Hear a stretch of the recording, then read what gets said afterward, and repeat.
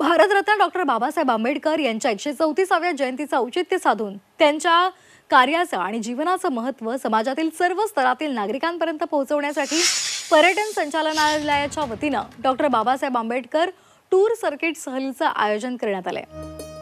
Doctor Babasaheb Ambedkar यांच्या जीवनाशी निगडीत महत्त्वाच्या स्थळांचा यामध्ये समावेश असून 14 आणि 15 एप्रिल रोजी मुंबई, नाशिक आणि नागपूरमध्ये याचं आयोजन करण्यात आलंय।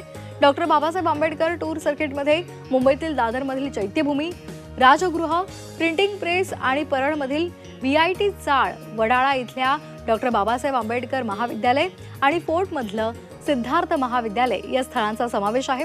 तर नाशिकमधील येवले मुक्तिभूमी, अजिंठा बौद्ध लेणी आणि तिरश्मी बौद्ध लेणी, त्याचबरोबर काळाराम मंदिर या स्थळांना या अंतर्गत भेट देता येईल।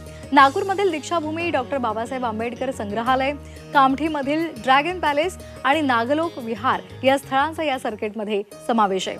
टूर सर्किटच्या माध्यमातून डॉक्टर बाबासाहेब आंबेडकर यांचे प्रेरणादायी जीवन, संविधान निर्मितीमधील त्यांचं योगदान याचं महत्त्व सर्वसामान्य नागरिक आणि पर्यटकांपर्यंत पोहोचावं हा यामागचा उद्देश आहे। तसंच सामाजिक समता, शिक्षण आणि पोहोचवण्याचा सुद्धा हा सरकारचा प्रयत्न आहे।